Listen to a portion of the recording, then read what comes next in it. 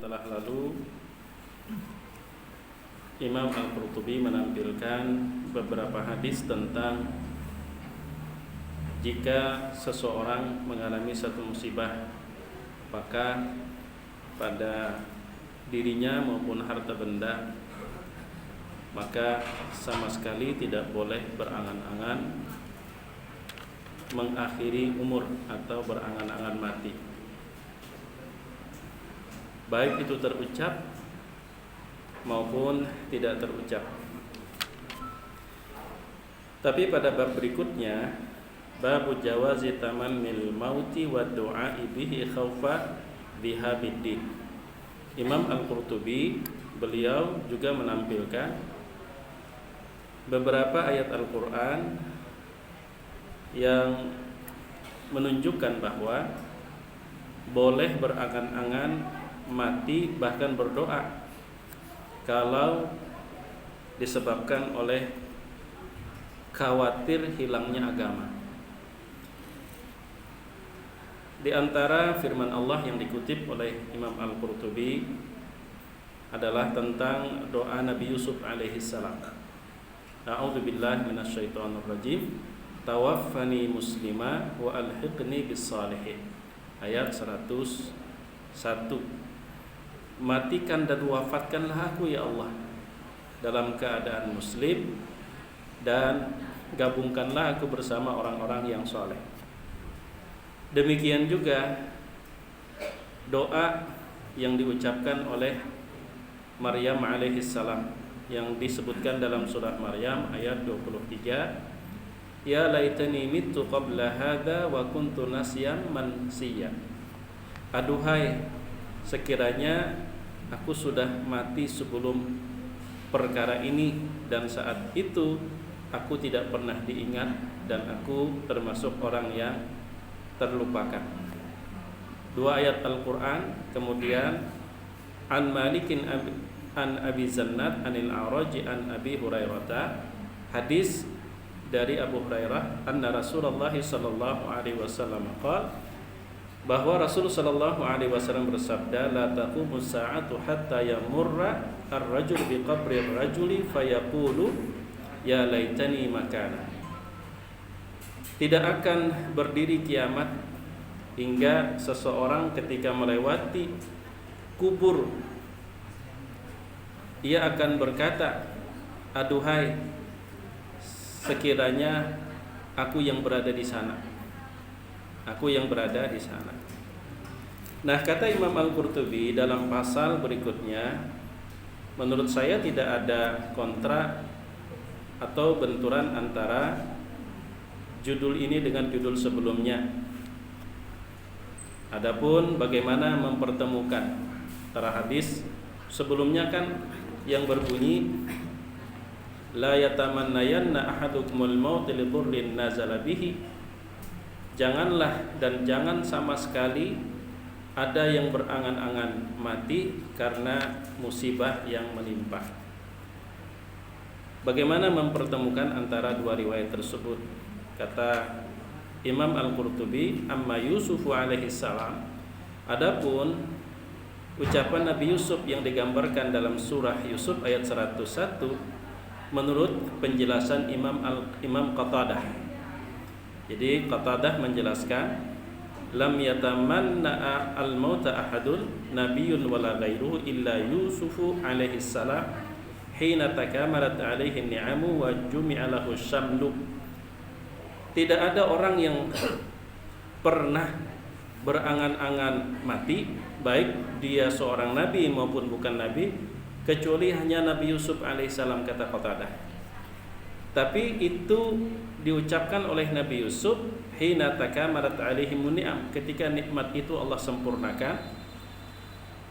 Yang mendorong Nabi Yusuf bukan karena musibah, akan tetapi ishtaqa ila liqa'i rabbih azza wa jalla, karena dia rindu untuk cepat-cepat bertemu dengan Allah Subhanahu wa taala. Sebagaimana riwayat yang sebelumnya juga disebutkan, malaikat maut mendatangi Nabi Ibrahim Khalilur Rahman karena untuk mencabut ruh Nabi Ibrahim.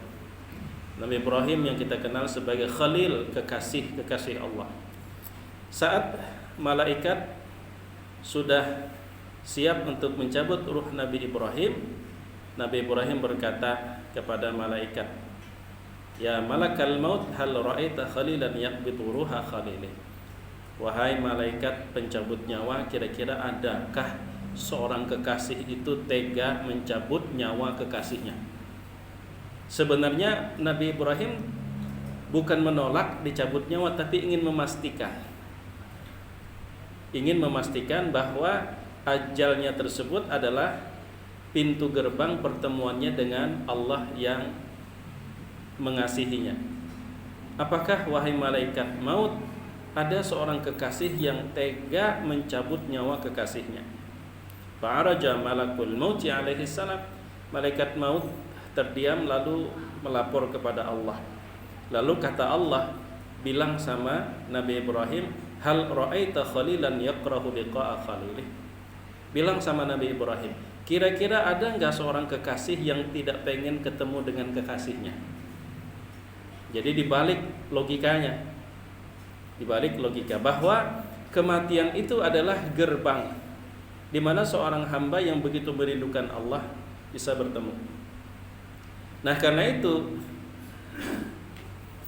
Nabi Ibrahim alaihissalam pun lalu berkata, "Iqbid ruhi as-sa'ata." Kalau begitu sekarang juga cabut nyawaku. Karena udah mendapat sebuah kepastian kalau Allah merindukan agar Nabi Ibrahim bisa bertemu dengan Allah. Begitu juga Nabi Yusuf alaihissalam ketika di dalam surah Yusuf terdapat tawaffani muslima, matikan aku ya Allah dalam keadaan muslim. Jadi karena lantaran Nabi Yusuf begitu sangat rindu ketika semua nikmat telah disempurnakan oleh Allah Subhanahu wa taala. Jadi nikmat apa lagi yang lebih besar selain bertemu dengan Allah? Tapi ada pelajaran buat kita. Tentu di bulan di mana peristiwa Isra dan Mi'raj ya. Dan ini ulun dengar dari pesan-pesan yang disampaikan oleh almarhum Kiai Haji Lutfi. Apa kata beliau? Apa pelajaran yang dapat kita ambil ketika Rasulullah SAW dijemput dalam peristiwa Mi'raj dari langit ke langit terus sampai ke suatu tempat, dan di mana diriwayatkan Rasulullah SAW bertemu dengan Allah, berjumpa dengan Allah. Lalu apa kata beliau? Apakah ada kenikmatan yang melebihi dari kenikmatan seorang hamba bisa bertemu dengan Allah? Tidak ada kenikmatan yang melebihi daripada itu. Tapi kenapa Rasul SAW turun lagi ke bumi? Kenapa Rasul turun lagi ke bumi? Bukankah beliau sudah mendapatkan kenikmatan yang luar biasa? Apa pelajarannya kata beliau? Rasul ingin menunjukkan kepedulian terhadap umat. Maka umat Rasul adalah umat yang peduli dengan lingkungan, peduli dengan sesama, peduli dengan makhluk-makhluk Allah, untuk ikramul muslimin, untuk saling memuliakan. Padahal kan sudah nyaman di atas, nah pergi turun. Tapi Rasulullah SAW kembali ke bumi untuk berdakwah, karena beliau tidak pengen merasakan nikmat seorang diri. Itulah nilai pelajaran kenapa beliau turun lagi, padahal kan sudah sampai kepada puncak kenikmatan yang tidak ada kenikmatan sesudah itu. Tapi turun lagi karena Rasul mengingat umatnya. Maka sebagai umat Rasul SAW, kalau kepedulian itu belum ada dalam diri kita, maka berbenahlah. Barangkali kita kalau belum memiliki kepedulian tersebut, kita mengaku umat Rasul, tapi beliau tidak kenal dengan kita kelak pada saat masing-masing datang ke telaga Haud, telaga Al-Kautsar. Nah, itu pelajarannya. Jadi bagi orang beriman itu kematian itu adalah gerbang untuk berjumpa dengan Allah Subhanahu wa taala. Tapi ada juga yang itu kan menurut penjelasan Qatadah. Kenapa Nabi Yusuf alaihissalam satu-satunya sosok yang minta dimatikan? Menurut keterangan Qatadah, penjelasannya seperti itu. Bukan karena musibah, bukan karena ini, tapi bagi orang beriman bahwa kematian itu adalah gerbang pintu untuk bertemu dengan kekasih orang yang paling dicintai, yaitu Allah Subhanahu wa taala. Tapi ada penjelasan versi lain. Apa maksud doa Nabi Yusuf alaihissalam? Tawaffani muslimah, wafatkan aku. Kan itu semacam permohonan, wafatkan aku ya Allah. Qila inna Yusuf alaihissalam lam yatamannal mauta wa innama tamannal muwafata ala Islam. Nabi Yusuf itu tidak memohon mati saat itu. Yang dimohon oleh Nabi Yusuf itu adalah apabila nanti meninggal dunia, maka jadikan berstatus sebagai seorang muslim. Jadi tawaffani musliman, matikan aja ulun ya Allah dalam keadaan muslim. Bahwa maksud dari ayat tersebut bukan minta dimatikan saat itu, tapi jika kelak ajal itu tiba, berikan anugerah nikmat husnul khatimah, yaitu mati dalam keadaan muslim. Dan inilah tentu alasan yang paling tepat untuk memaknai firman Allah tawaffani muslimah. Nah, adapun bagaimana Sayyidah Maryam, dia juga berdoa, ya laitani mitu qabla hada. Aduhai andai kata aku sudah mati sebelum ini. Itu kan kesannya berdoa menginginkan agar bahwa mati itu lebih baik. Maka dijelaskan, adapun Maryam alaihissalam fa inna matamannatil mauta liwajhain.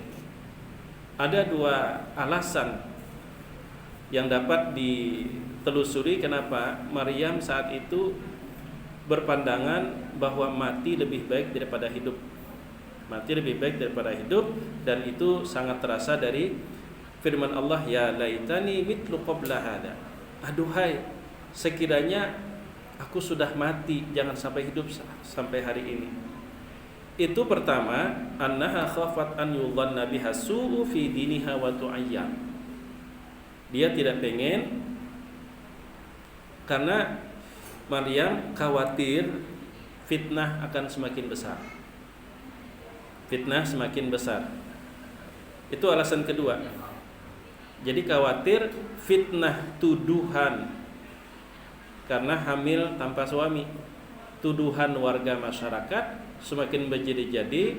Maryam khawatir sekiranya dia tidak sanggup menghadapi ujian dan tuduhan tersebut. Kemudian alasan kedua, li'alla yaqa'a qaumun bisababiha fil buhtani wazzur. Alasan kedua, kenapa Maryam berucap seperti itu? Karena dia tidak pengen orang lain mendapatkan dosa karena memfitnah dan menuduh. Karena memfitnah dan menuduh. Nah, tentang memfitnah dan menuduh, kata Imam Al-Qurtubi, istri Rasul sallallahu alaihi wasallam Aisyah radhiyallahu anha itu pernah mengalami fitnah yang luar biasa, dituduh berselingkuh. Dan Allah Subhanahu wa taala memberikan sebuah pembelaan. Setelah kurang lebih 1 bulan, Rasul sallallahu alaihi wasallam mengembalikan Aisyah kepada orang tuanya. Dan di dalam surah An-Nur ayat 11, Allah menjanjikan dosa yang sangat besar bagi orang yang terlibat dengan perilaku suka memfitnah, suka menuduh. Dan pada ayat itu masih berhubungan dengan kasus yang menimpa Sayyidah Aisyah radhiyallahu anha. Firman Allah di ujung ayat 11 surah An-Nur, walladzi tawalla kibarahu minhum lahu adzabun alim. Mereka yang ambil bagian dari fitnah tersebut, lahu adzabun azim. Tidak hanya sekedar siksa, tapi azim, sangat berat, sangat besar. Jadi dosa fitnah orang itu luar biasa. Kemudian Allah juga menegaskan besarnya dosa memfitnah. Wa tahsabunahu hayyinan wa huwa 'indallahi 'azim. Engkau kira itu hanya perkara sepele, padahal di sisi Allah adalah perkara yang begitu sangat besar. Nah, sekarang kaitannya dengan Maryam. Kenapa begitu bulatnya tekad Maryam sampai berucap, ya laitani mitlu qabla hada. Aduhai andai kata aku sebelum hari ini sudah meninggal dunia. Karena memang ulama berbeda tentang status Maryam itu, apakah dia seorang nabi atau dia hanya orang soleh yang levelnya di bawah nabi. Ulama memang berbeda. Nah, perbedaan ini diangkat oleh Imam Al-Qurtubi dengan menampilkan beberapa ayat Al-Qur'an. Yang pertama yaitu surah Al-Maidah ayat 75 menceritakan ibu Nabi Isa, wa ummuhu siddiqah. Ibu Nabi Isa itu adalah siddiqah. Siddiqah itu adalah sebuah kedudukan di bawah kedudukan Nabi, di bawah kedudukan Nabi. Kan dalam Al-Qur'an, minan nabiyyina wasyiddiqina wassiddiqina wasyuhada'i wassalihin. Jadi Nabi, Siddiq, kemudian syuhada, baru orang-orang saleh. Itu yang dijelaskan dalam Al-Qur'an. Minan nabiyyina, dari kalangan Nabi di atas, wassiddiqin, orang-orang siddiqin, kemudian wasyuhada, di bawahnya tingkatan orang-orang syuhada, baru wassalihin. Nah, jadi as-siddiqah, apakah Maryam itu termasuk kategori siddiqah atau dia di atas siddiqah, yaitu seorang nabi perempuan? Nah, perdebatan atau perbedaan pandangan di kalangan ulama tentang status bunda Nabi Isa alaihissalam itu karena dari beberapa ayat Al-Quran memang dapat dijadikan sebagai landasan. Apakah dia seorang siddiqah, bahkan apakah dia seorang nabi? Seperti firman Allah di dalam surah Maryam ayat 17, fa arsalna ilaiha ruhana. Maka kami kirimkan, kami utus kepada Maryam ruhana, malaikat Jibril. Nah, sekarang orang yang menerima wahyu dari Allah melalui malaikat, jika tidak diperintahkan untuk mendakwahkan wahyu tersebut, berarti termasuk kategori nabi. Tapi kalau diperintahkan mendakwahkan wahyu yang disampaikan oleh malaikat, didakwahkan kepada orang lain, maka secara definisi itu rasul. Nah, karena ayat inilah, maka sebagian ulama mengatakan bahwa Maryam itu adalah seorang nabi perempuan. Jadi sangat beralasan sekali, karena kriteria seorang nabi terpenuhi. Allah utus seorang malaikat untuk menyampaikan suatu pesan di mana tidak diperintahkan untuk mendakwahkan pesan tersebut. Itulah definisi seorang nabi. Tapi kalau diperintahkan untuk menyampaikan, mendakwahkan pesan risalah tersebut, maka itu definisi seorang rasul.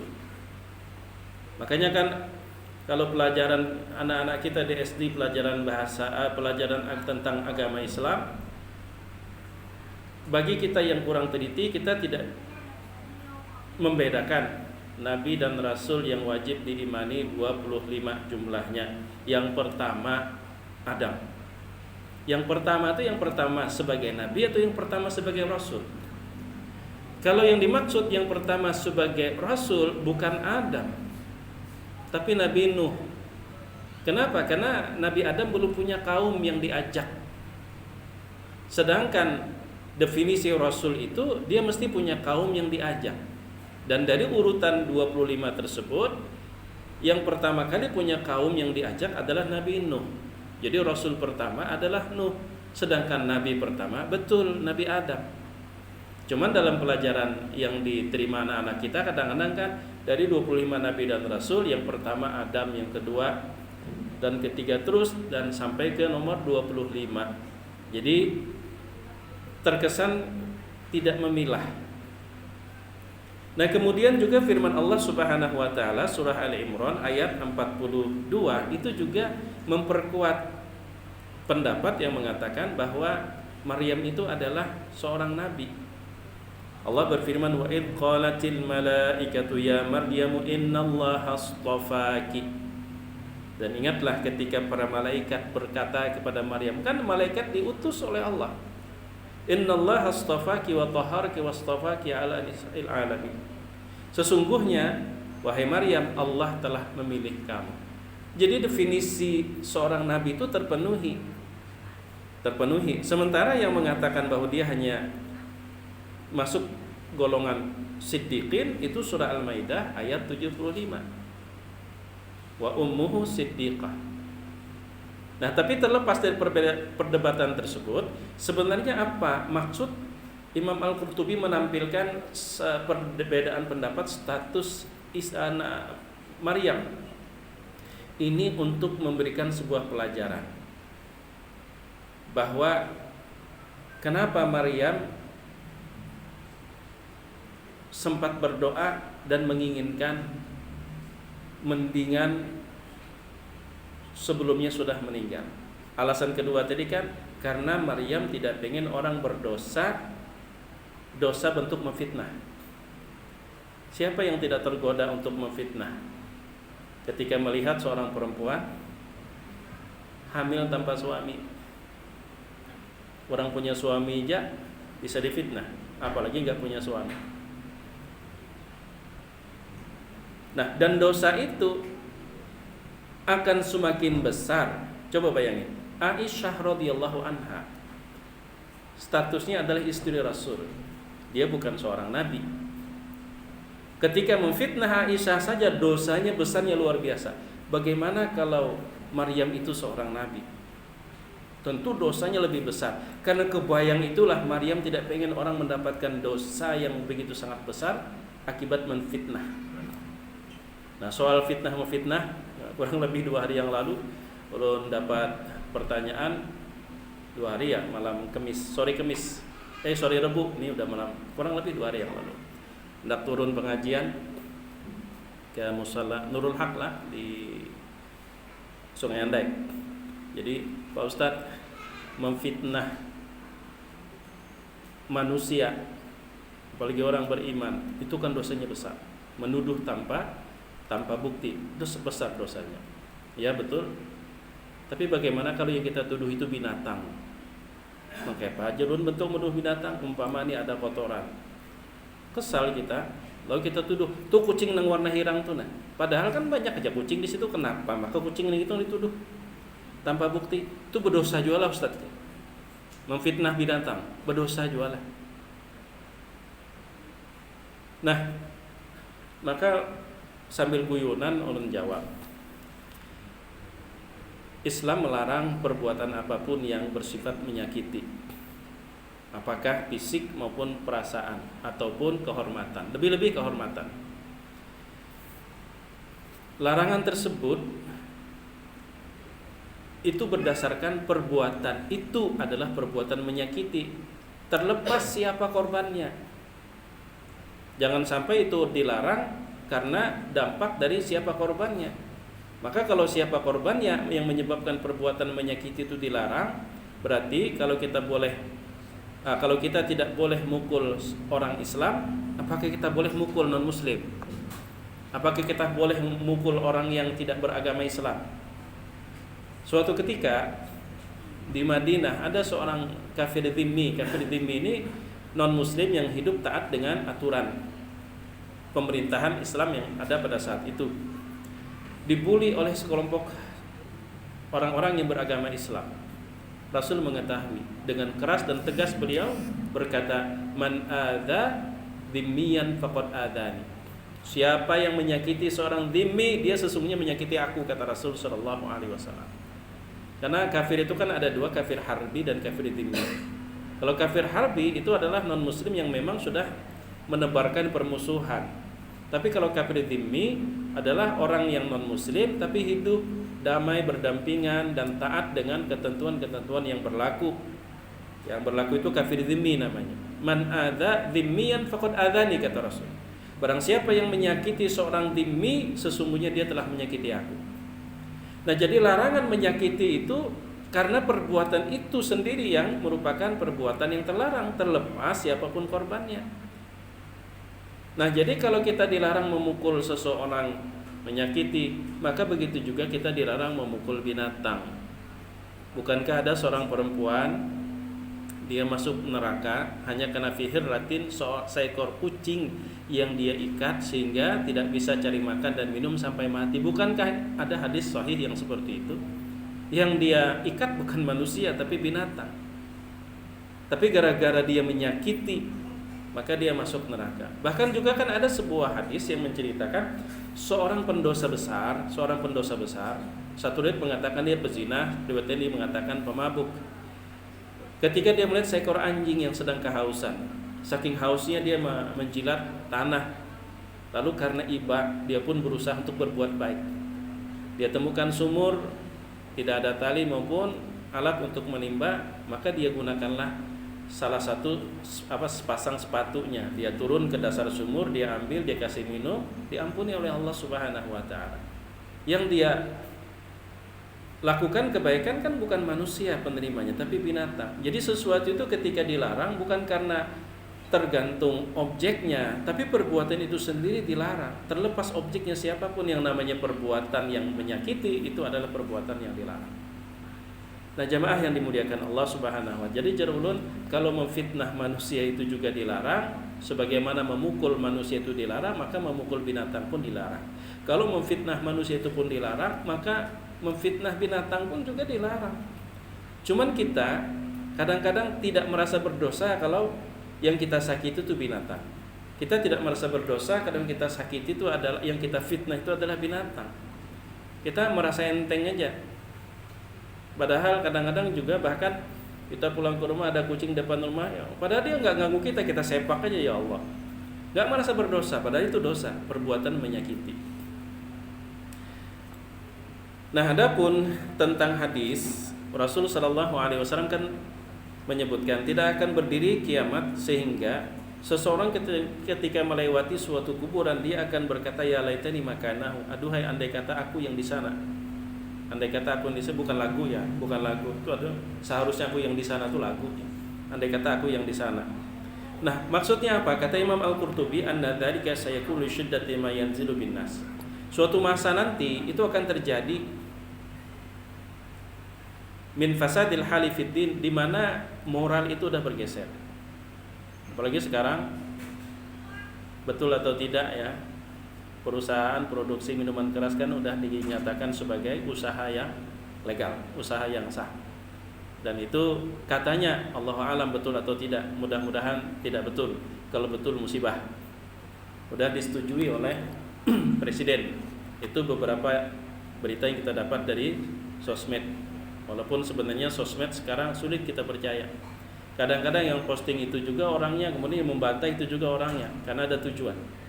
Tujuan yang kita terkadang terbawa hanyut ke arus yang memang diinginkan agar kita lalai dan lupa terhadap kasus yang jauh lebih penting untuk kita kawal. Itu udah zaman fitnah sekarang.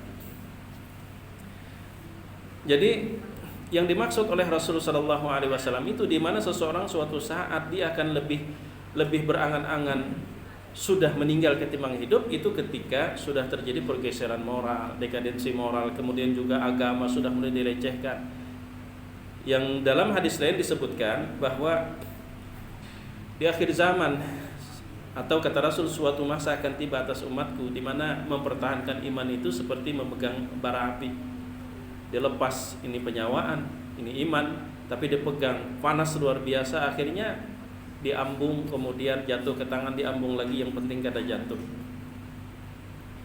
Nah, jadi yang dimaksud dalam hadis itu adalah Rasul ingin mengabarkan suatu saat nanti moral sudah mulai rusak. Apalagi subhanallah ini kan lagi rame-ramenya calon duta ya, yang diajukan untuk duta Indonesia di Arab Saudi. Istrinya itu orang Kalimantan Timur. Istri Zuhairi Misrawi itu dua-duanya mahasiswa Kairo. Sedangkan istrinya warga Kalimantan, orang Kalimantan Timur, Nurul Jazima di kelas urun. Tapi jodoh mereka kita ya udah memang itu sudah garis yang ditentukan oleh Allah. Istrinya orang Kalimantan Timur, orang Samarinda. Namanya Nurul Jazima. Zuhairi Misrawi. Sangat kontroversi sekali. Sampai-sampai di waktu di Mesir itu pernah dikejar, diburu oleh mahasiswa asal Sulawesi karena statementnya mengatakan sholat itu tidak wajib, sholat 5 waktu tidak wajib. Ngapain kita sholat? Oh, gara-gara statement itu mahasiswa dari Sulawesi mereka panas, sempat diamankan oleh pihak kedutaan, disembunyikan. Statementnya memang sangat kontroversi karena memang orang liberal. Sampai-sampai kan tweetannya di Twitter, ya, kenapa? Mestinya istilahnya ibadah ziarah-ziarah kubur itu jauh lebih murah daripada umrah. Macam-macam kontroversi. Dan ini yang diajukan untuk menjadi duta Indonesia yang akan ditugaskan di Saudi Arabia. Allahul musta'an. Kita berdoa semoga selalu Allah berikan yang terbaik. Dan kenapa Imam Qurtubi menjelaskan hadis itu demikian? Karena diperkuat dengan sebuah doa dari Rasulullah sallallahu alaihi wasallam yang berbunyi, Allahumma inni as'aluka fi'lal khairat. Ya Allah, aku memohon kepada Engkau perbuatan-perbuatan baik, wa tarkal munkarat, dapat meninggalkan perbuatan-perbuatan mungkar, wa hubbal masakin, dan mencintai orang-orang miskin. Wa idza aradta fin nasi fitnah. Dan ya Allah, apabila Engkau sudah mengkehendaki fitnah terhadap manusia, faqbidni ilaika ghaira maftun, maka jemput saja aku ya Allah. Itu doa Rasul sallallahu alaihi wasallam. Nah, dan ini diriwayatkan oleh Imam Malik. Demikian juga Umar bin Khattab radhiyallahu an juga pernah berdoa. Apa kata Umar? Allahumma qad da'ufat quwwati wa kaburat sinni wa intasharat ra'iyati faqbidni ilaika ghaira mudayyi'in wala muqassirin. Doa Umar. Ya Allah, aku sudah lemah. Umurku sudah menua. Rakyatku pun sudah terpencar ke sana kemari.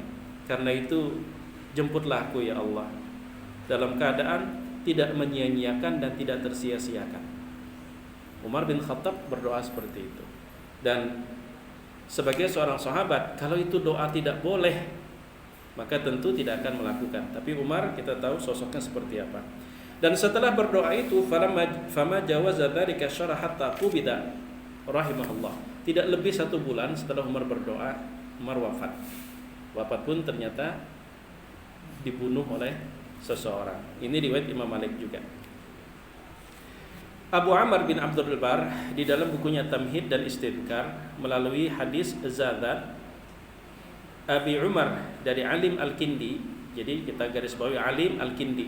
Yang cerita Alim Al-Kindi, sedangkan sebelumnya itu mata rantai periwayatan.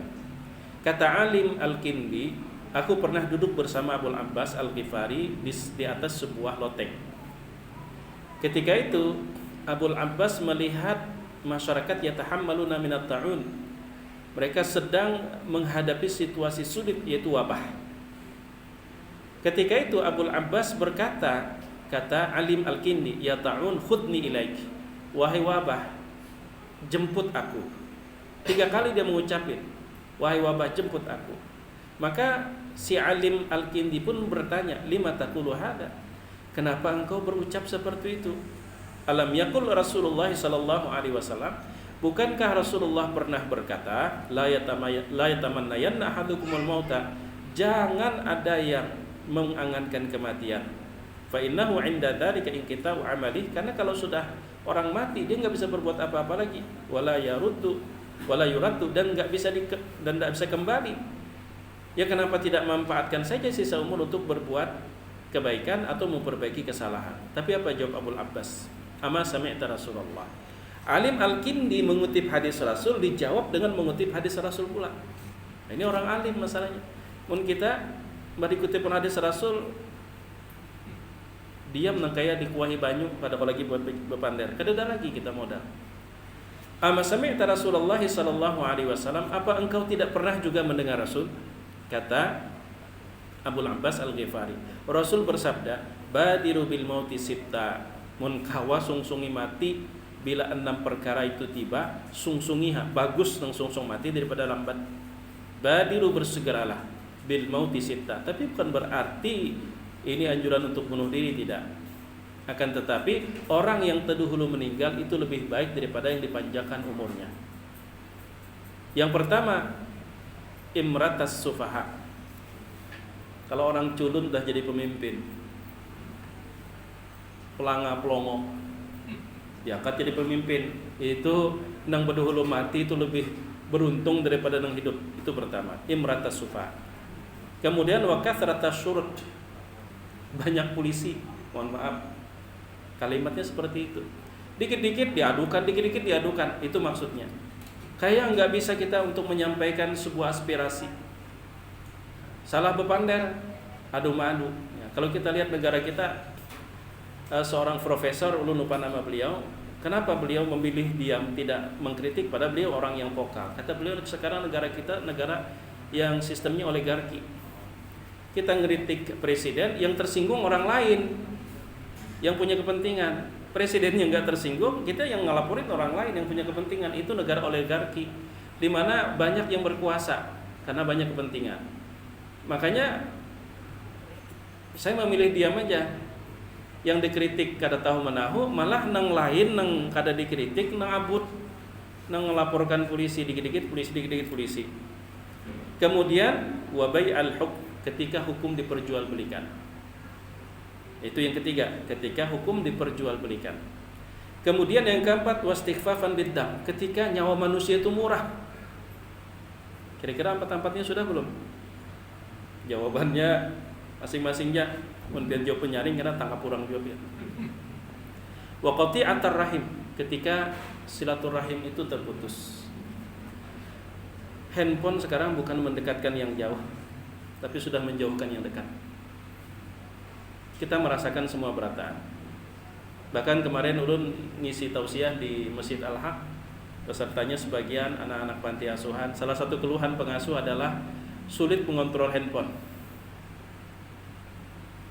Bukan handphone itu tidak baik, tapi bagi orang yang tak mampu untuk kontrol malah lebih banyak negatif. Apalagi situs-situs porno itu sudah mudah banget, tanpa apalagi ada programnya VPN kah? Itu untuk menjebol anunya, istilahnya blokirnya, masya Allah. Kemudian yang berapa adalah imratus sufaha, orang yang bodoh diangkat jadi pemimpin. Banyaknya polisi, maksudnya ada salah dikit lapor sini lapor situ, main-main lapor aja. Kemudian ketika hukum dijual belikan, kemudian ketika nyawa begitu sangat murah, kemudian silaturahim semakin renggang. Dan yang keenam, wanus an yattakhidunal qur'ana mazamira, dan ketika lahir generasi yang menjadikan Al-Qur'an itu hanya sebagai hiburan. Mazamir ini, mizmar itu kan alat musik ya, tapi ini kan kinayah.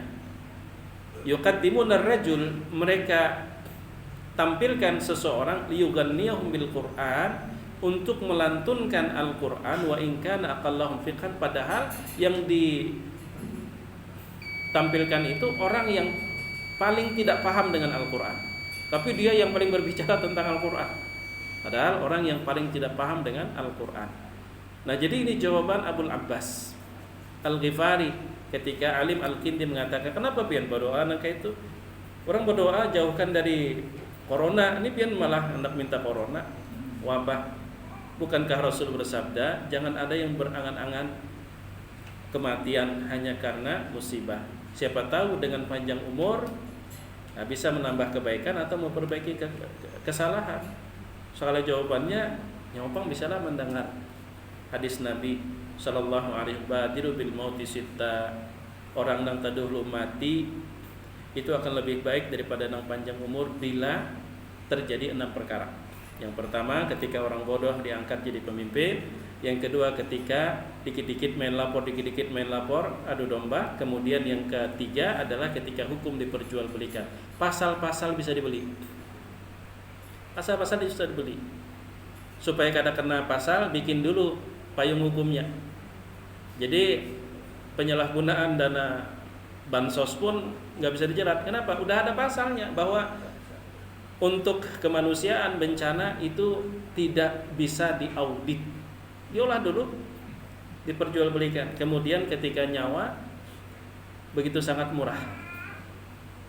Nah, kemudian ketika hubungan semakin renggang, dan ketika lahir generasi-generasi yang menjadikan Al-Quran itu sebagai hiburan, mereka tampilkan seseorang untuk menyanyikan Al-Quran, padahal orang yang ditampilkan itu adalah orang yang paling tidak paham dengan Al-Quran. Maksudnya orang berbicara tentang Al-Quran menjadi artisnya, padahal orang itu adalah orang yang sangat tidak paham dengan Al-Quran. Wa sayati hadza mazidu bayanin, dan insyaallah ini akan ada penjelasan yang lebih fil fitan tadi nanti pada bab tentang khusus tentang bab fitnah insyaallah taala. Wallahu a'lam bissawab. Kemudian masuk bab zikril maut wal isti'dadi lahu, bab mengingat mati dan mempersiapkan diri untuk kematian tersebut. Waktu Isya sudah sampai. Barangkali ini yang dapat ulun sampaikan. Mudah-mudahan bermanfaat, dan insya Allah di dalam buku ini banyak sekali informasi yang mungkin sebelumnya kita belum mengetahui, dan mudah-mudahan kita bisa mengambil maklumat-maklumat yang baik dan dapat mendorong kita untuk menjadi lebih baik. Ini yang dapat ulun sampaikan. Salah hilaf mohon maaf. Terima kasih atas waktu dan kesempatannya. Jazakumullahu khairan. Subhanakallahumma bihamdika asyhadu an la ilaha illa anta astaghfiruka wa atubu ilaik. Wassalamualaikum warahmatullahi wabarakatuh.